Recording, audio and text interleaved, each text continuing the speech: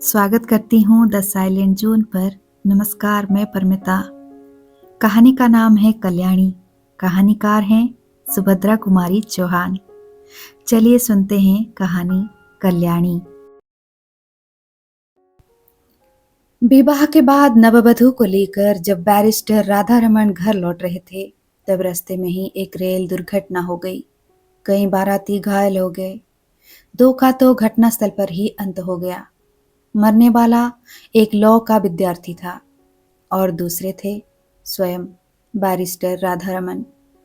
मृत्यु के कुछ क्षण पहले एकाएक राधा रमन ने आंखें खोलकर चारों तरफ देखा। पास ही बैठे हुए अपने मित्र जयकृष्ण से कहा, कल्याणी को तुम्हें सौंपता हूँ। ये चाहे तो इसका विवाह भी कर देना, इसे कोई कष्ट न होने पाए। अधिक वो कुछ न बोल सके और उनका प्राणांत हो गया। घायल बारातियों के साथ नववधु कल्याणी को लेकर जयकृष्ण घर आए। 2 दिन पहले कल्याणी के सौभाग्य पर बहुतों को ईर्ष्या हुई थी। आज घर घर में उसके दुर्भाग्य की चर्चा थी। उसका मुंह देखना तो दूर, सौभाग्यवती स्त्रियां उसकी छाया से भी डरती थी। वे सोचती, ये स्त्री कितनी अभागी है कि इसके परिवार में तो कोई था ही नहीं। विवाह का कंगन भी न छूटा पाया था और वैधव्य मुंह बाएं निगल जाने को खड़ा हो गया। वरना क्या उसी दिन उसी ट्रेन में रेल दुर्घटना होनी थी? कुछ भी हो, घर घर बड़ी बूढ़ी स्त्रियों में यही चर्चा थी कि ये अपने सत्यानाशी पैरों से जिस घर जाएगी, उस घर में कोई दिया जलाने वाला न रहेगा। धीरे धीरे ये बात जयकृष्ण की पत्नी मालती ने भी सुनी। पति और संतान के लिए हिंदू नारी क्या नहीं कर लेती। उसके कल्याण के लिए अपना तन मन सभी कुछ न्योछावर कर सकती है प्रसन्नता से। और जिस बात में उनके किंचित मात्र भी अहित की शंका होती है, वो काम हिंदू नारी कभी कर ही नहीं सकती। मालती का जी अंदर ही अंदर घबरा उठा। वो क्या करे? उसे तो अभागिन कल्याणी पर भी दया आती थी, किंतु जिस दिन जयकृष्ण का जरा सिर दुखता था, बच्ची उपमा जरा भी अनमनी हो जाती, उस दिन ऐसा जान पड़ता जैसे कल्याणी का दुर्भाग्य मुंह खोले उसे निगलने को दौड़ा आ रहा है। पर उपमा को ये अपनी चाची कल्याणी बहुत अच्छी लगती थी। कल्याणी के आने के बाद उपमा सदा उसी के पास रहती, खेलती, उसी के हाथ से नहाती और दूध पीती। रात में सो जाने के बाद ही मालती उसे ले जा सकती थी। वो बालिका जागते में अपनी चाची को छोड़ना ही ना चाहती थी। मालती को ये बात पसंद नहीं थी। वो नहीं चाहती थी कि उपमा उससे इतनी हिल मिल जाए। दबी जबान में उसने कई बार पति से कहा, कल्याणी को कहीं भेज दो।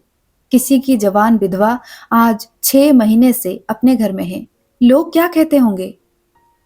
और जयकृष्ण सदा हंसी में टाल देते, तुम क्यों घबराती हो?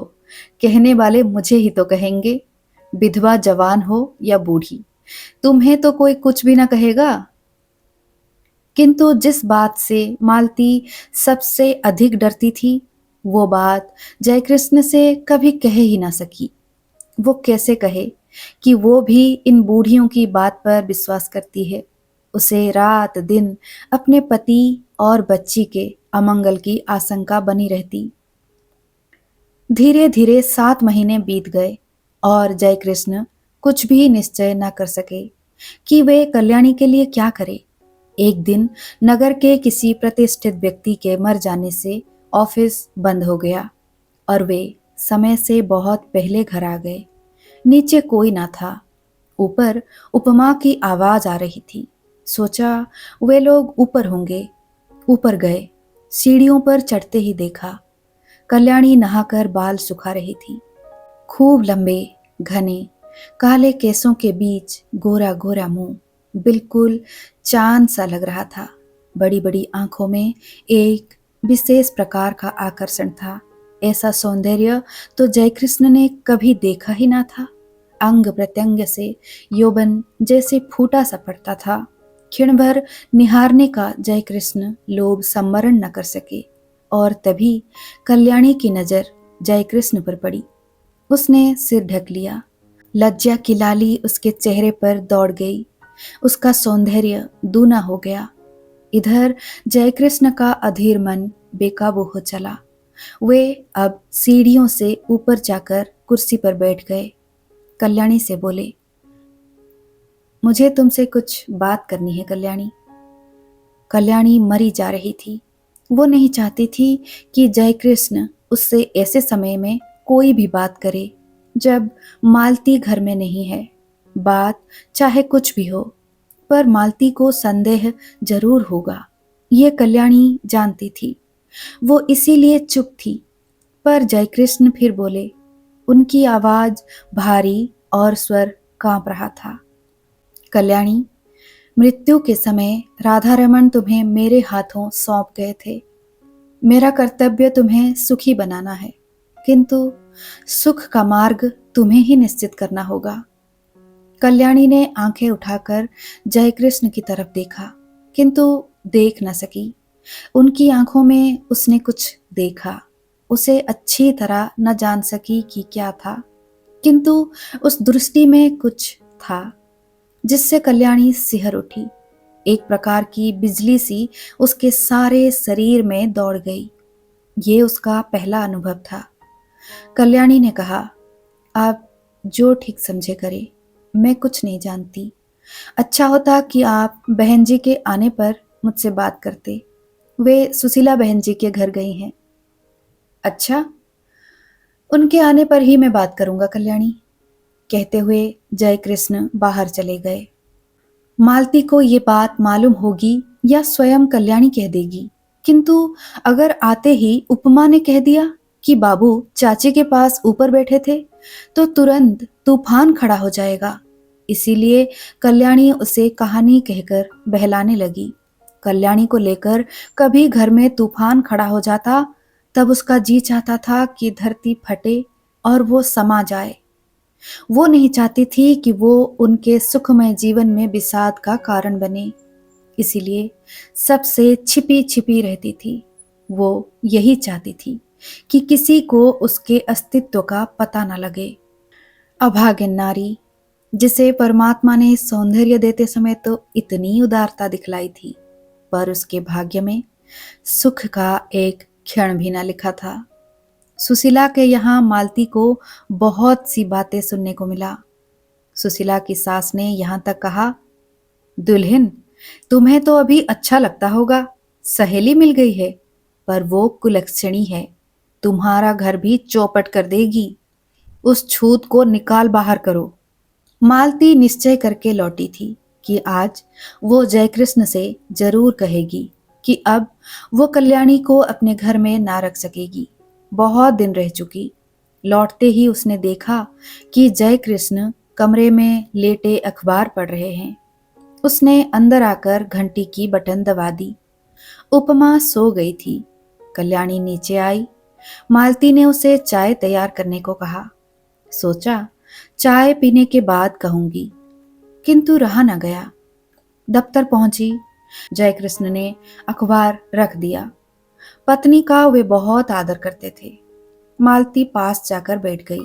बोली, मैं अभी सुशीला के घर गई थी। सब लोग इस बात से बहुत असंतुष्ट है कि हम लोग कल्याणी को अपने घर में रखे हुए हैं। वे लोग कहते हैं कि उसे कहीं और भेज देना चाहिए। जयकृष्ण की भ्रुकुटी टेढ़ी हो गई। उन्होंने कहा, तो जाकर उसे हाथ पकड़कर निकाल दो। उनके स्वर में रूखापन था। उन्होंने करवट बदल ली। मालती चुपचाप चली गई। उसने सोचा, जान पड़ता है कि ये जीवन भर के लिए यहाँ आई है। कल्याणी चाय तैयार करके चाय की मेज पर सजाकर ऊपर चली गई। चाय पीते पीते जयकृष्ण ने पत्नी से कहा, जिसे ईश्वर ने ही कष्ट देने में कोई कसर नहीं की, उसे हम और क्या कष्ट दें। मरते समय राधा रमन उसे मेरे हाथों सौंप गए हैं। कुछ दिन और बीत जाने दो। 1 साल के बाद वो जो चाहेगी वही कर देंगे। पढ़ना चाहती है तो वहां भेज दूंगा। चाहेगी तो उसका पुनर्विवाह भी कर सकते हैं, पर वो मुझे या तुम्हारी बच्ची को नहीं खा सकती। बेफिक्र रहो। लोग कहते हैं, बकने दो।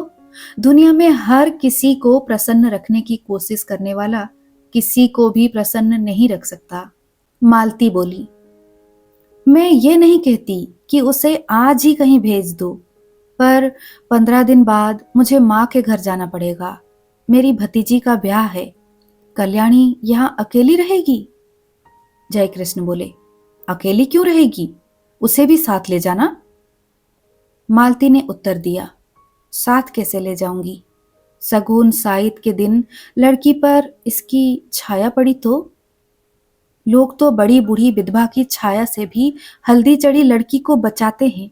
फिर जान न पहचान ऐसी स्त्री को जबरदस्ती उनका मेहमान क्यों बनाऊं? उन्हें अच्छा न लगे तो? जय कृष्ण खींच कर बोले, तो फिर कल्याणी यही रहेगी। बुधिया की माँ को दिन भर रहने को कह देना, उसे कुछ और पैसे दे दिए जाएंगे। ना चाहते हुए भी आखिर एक दिन कल्याणी को घर में अकेली छोड़कर मालती को जाना पड़ा। जाते समय बुधिया की माँ को उसने अच्छी तरह समझा दिया कि बाबूजी को खाना वही परसेगी। कल्याणी से भी कह दिया, वो बाबूजी से जैसा पर्दा करती है वैसे ही करती रहे, और बुधिया की माँ रात दिन यहीं रहे। मालती चली गई। अब जय कृष्ण प्राय देर से जाते और जल्दी घर लौट आते।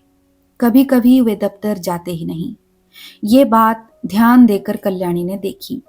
बुधिया की माँ जो चौकीदारी पर नियुक्त थी, वो कुछ समझ न सकी। पहले ही दिन खाना परोसने गई। जय कृष्ण की एक डांट लगते ही लौटकर बोली, बहू तुम ही परोसो, मुझसे ना बनेगा, बाबूजी खुशांत है। कल्याणी को खाना परोसकर खिलाना ही पड़ा। यही तो जयकृष्ण चाहते थे। खाना खाते खाते जयकृष्ण बोले, कल्याणी, तुमने अपने भविष्य के विषय में क्या निश्चय किया? कुछ कहोगी? कल्याणी संकोच के साथ बोली, मैं क्या निश्चय करने लायक हूं? मुझे दुनिया का अनुभव ही क्या है। गांव में विधवा मौसी के साथ रहती थी।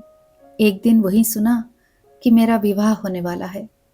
किससे होने वाला है नहीं जानती थी। फिर आप लोग ब्याहने आए और जो कुछ हुआ सब आपके सामने है। तब से आपके ही आश्रय में हूं। आपको छोड़कर, आपके इस घर को छोड़कर कहीं कोई मेरा अपना नहीं है। सुना है विधवा मौसी भी अब इस संसार में नहीं है। फिर मैं क्या निश्चय करूं, आप ही कहिए। जय कृष्ण बोले, शादी होना ना होना दोनों बराबर है। पति की तुमने अच्छी तरह शायद शकल भी ना देखी होगी। पुनर्विवाह करना चाहोगी?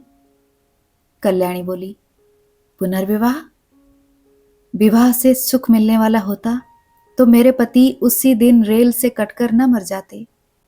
कहकर ठंडी सांस ली। जयकृष्ण ने कहा, तुम्हारा ये ख्याल गलत है कल्याणी। जो कुछ होना होता है होकर ही रहता है। इसमें न तुम्हारा दोष है न तुम्हारे भाग्य का। मेरा तो विश्वास है कि जिस ईश्वर ने तुम्हें इतना रूप दिया है वो सुख भी देगा। हाँ, मार्ग तुम्हें स्वयं निश्चित करना है। तुम चाहो तो मैं तुम्हें पढ़ने के लिए किसी पाठशाला में भेज दूं। कल्याणी को हंसी आ गई। बोली, अब मैं बूढ़ी होने जा रही हूँ। छोटी छोटी लड़कियों के साथ बैठकर कैसे पढ़ूंगी? और पढ़ना आएगा भी मुझे? मैं तो नीरी मूर्ख हूं। ये हंसी ना थी, बिजली कौंध गई थी। जय कृष्ण ने कल्याणी को आज तक कभी हंसते ना देखा था। वे सिर से पैर तक सिहर उठे। बहुत संभल कर बोले, कोशिश करने से सब कुछ आता है कल्याणी। फिर भी तुम खूब सोच विचार कर मुझसे शाम को अपना निश्चय कहना। शाम को भोजन के बाद रात को बहुत देर तक कल्याणी और जयकृष्ण बातें करते रहे।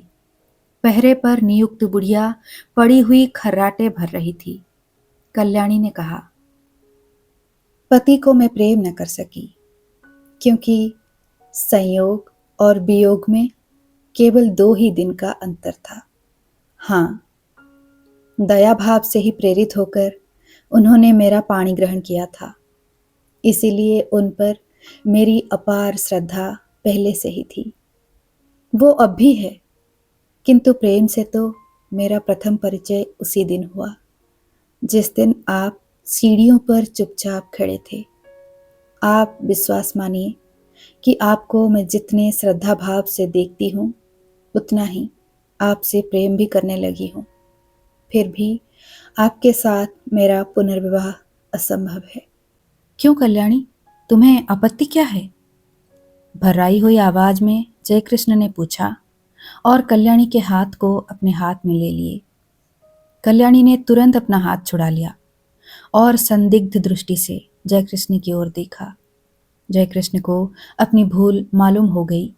दोनों कानों में हाथ लगाकर बोले, भूल स्वीकार करता हूं, अब कभी ना होगी। कुछ रुक कर कहा, कल्याणी, तुम मुझसे कभी न डरना। तुम्हारी इच्छा के विरुद्ध मैं तुम्हें कभी न छूऊंगा। पर यह बताओ कि जब पुनर्विवाह करने में तुम्हें कोई आपत्ति नहीं है और तुम मुझे प्रेम भी करती हो, तब तुम्हारा पुनर्विवाह मेरे साथ क्यों असंभव है? असंभव इसलिए है कि आप विवाहित है, कल्याणी ने निश्चय के सुर में कहा। जयकृष्ण ने कहा, पर हिंदू शास्त्र के अनुसार एक पुरुष कई विवाह कर सकता है। फिर तुम वो सौभाग्य मुझे ही क्यों नहीं दान करती जो किसी दूसरे को मिलने वाला है? छी छी, कल्याणी बोली, आप क्या समझते हैं कि मैं किसी अन्य से विवाह करूंगी? ये कभी ना होगा। मैंने एक बार जिससे प्रेम किया, उसी से प्रेम करती हुई मिट जाऊंगी। हिंदू नारी प्रेम करना जानती है, वो प्रेम का प्रतिदान नहीं चाहती। मैंने प्रेम किया, करती रहूंगी। ये बात दूसरी है कि प्रेम की प्रतिमा तक मेरी पहुंच ना हो सकेगी, और ये तो अपना अपना भाग्य है। कहती हुई एक दीर्घ निश्वास के साथ कल्याणी ने जयकृष्ण की ओर देखा। जयकृष्ण ने कहा, कल्याणी, तुम अपना ही अपना देखोगी या मेरा कुछ ख्याल करोगी? मैं पागल हो जाऊंगा। तुम्हारे बिना अब तो मुझसे एक पल भी नहीं काटा जाता। किंतु फिर भी तुम निश्चिंत रहना, मैं तुम्हें कभी हाथ न लगाऊंगा जब तक तुम्हारी आज्ञा न होगी। आधी रात को भी तुम मेरे पास उतनी ही सुरक्षित रह सकती हो जैसे सगे भाई के पास, क्योंकि मैं अधर्मी नहीं हूं। तुमसे प्रेम करता हूं, तुम्हें पाने को इच्छुक हूं, पर सत्य मार्ग से, कुमार्ग से नहीं। कल्याणी बोली, न मैं अपना कुछ देखती हूं न आपका। सच ये है कि मैं मालती जीजी के सौभाग्य पर कुठाराघात न कर सकूंगी। उन्होंने मुझे कुसमय में आश्रय दिया है। जो कुछ बन सकेगा भला करूंगी। उनकी बुराई मुझसे न हो पाएगा। उनके भले के लिए मुझे अपना बलिदान भी करना पड़े तो सहर्ष कर दूंगी, मगर उनकी जिंदगी में कांटा बनकर ना रहूंगी। पर मेरा जीवन कंटकमय बना दोगी? कहते हुए जयकृष्ण ने ठंडी सांस ली और संतुष्ट नेत्रों से कल्याणी की ओर देखा। कल्याणी ने कहा, यह सब मानसिक विकार है, कुछ दिनों में अपने आप दूर हो जाएगा। आप समझते हैं मुझे कम कष्ट हो रहा है? मैं नारी होकर भी सब कुछ सहने को तैयार हूं। आप तो पुरुष हैं, कठिनाइयों से लड़ने के लिए ही आपका जीवन है। मैंने मालती जीजी को पत्र लिख दिया है, वे आती ही होंगी। उनके आते ही मैं आपसे विदा ले लूंगी। विदा से पहले एक भिक्षा मांगती हूँ, केवल आपके चरणों की धूली, और मैं कुछ नहीं चाहती। आप मेरे देवता हैं। जयकृष्ण के पैरों के नीचे से जैसे धरती खिसक गई हो। घबरा कर बोले, तुमने मालती को पत्र कब लिखा और क्या लिखा? लिखने से पहले मुझसे पूछा क्यों नहीं? कल्याणी बोली, मैंने और कुछ नहीं लिखा, यही लिखा है कि उपमा के बिना बहुत बुरा लगता है, तुम जल्द से जल्द चली आओ। और लिखती भी क्या, किंतु आपके साथ मेरा अकेला रहना उचित नहीं। हम दोनों एक दूसरे से प्रेम करते हैं, न जाने किस दिन क्या हो जाए, और मैं नहीं चाहती कि हमारे बीच में कोई भी ऐसी बात हो जिसे कलंक का स्वरूप दिया जा सके। जो कुछ तुमने किया ठीक ही किया कल्याणी, सो जाओ, रात बहुत हो चुकी है। और उठते हुए कल्याणी ने झुककर जयकृष्ण के पैरों को माथे से लगा लिया। जयकृष्ण बहुत उद्विग्न थे। कल्याणी ने ऊपर जाकर दरवाजा बंद कर लिए। जयकृष्ण खाट पर पड़े करवटें बदलते रहे। उन्हें नींद न आई। दूसरे ही दिन मालती दोपहर की ट्रेन से आ पहुंची। दफ्तर से लौटते ही जयकृष्ण ने देखा उपमा खेल रही है। रात भर सो ना सकने के कारण उनका चेहरा उतरा हुआ था। मालती ने देखते ही पूछा, क्या तबीयत खराब थी? क्या हुआ? जयकृष्ण ने कहा, कुछ नहीं, सिर में बहुत दर्द है। अज्ञात आशंका से मालती सिहर उठी। कल्याणी तो अभी है ना इस घर में? उसने पूछा। तुम तो अपनी बात के आगे किसी की भी नहीं सुनते। कितनी बार कहा उसे कहीं भेज दो, पर जब तुम मानो तब ना। इस तरह तुम्हारे सिर में दर्द वर्द होता है तो मैं घबरा जाती हूं। सभी लोग कहते हैं वो अभागिन है। जयकृष्ण को दूसरा ही भय था। वे यही सोच रहे थे कि कौन जाने कल्याणी है भी कि नहीं। उसने कहा था कि मालती के आते ही वो विदा ले लेगी। विदा का अवसर कहीं आ तो नहीं गया? जयकृष्ण का हृदय धड़क रहा था। उन्होंने कहा, मैंने कल्याणी को एक पुत्रीशाला में पढ़ने के लिए भेजने का निश्चय किया है। ये बात उसे भी मंजूर होगी। जरा उसे बुलाओ तो। मालती को इस बात से बड़ी शांति मिली। कल्याणी यहां से चली भर जाए, कहीं भी जाए, इसकी उसे चिंता न थी। उसने घंटी बजाई पर कोई ऊपर से न आया। तब उपमा को बुलाकर कहा, जा ऊपर से अपनी चाची को बुला ला। उपमा ने कहा, चाची ऊपर नहीं है। घबराकर मालती ने ऊपर नीचे सभी कमरे खोज डाले। कल्याणी का पता नहीं लगा। जयकृष्ण पागल की तरह दौड़कर ऊपर गए। कल्याणी के बिस्तर पर उसके गहनों की पेटी रखी थी। उसके नीचे एक पत्र लिखा था, जाती हूं। अपनी उपस्थिति से आप लोगों को जो कष्ट दिया या मुझसे जो अपराध हुए उनके लिए क्षमा कीजिएगा। मेरी खोज न कीजिएगा, व्यर्थ होगी। मेरे ये गहने उपमा के लिए। अभागिन कल्याणी। कहानी समाप्त हुई। आप सुन रहे थे कहानी कल्याणी की। कैसा लगा हमें ज़रूर लिखिए। फिर मिलेंगे एक और नई कहानी के साथ। आपका बहुत बहुत धन्यवाद। विदाई।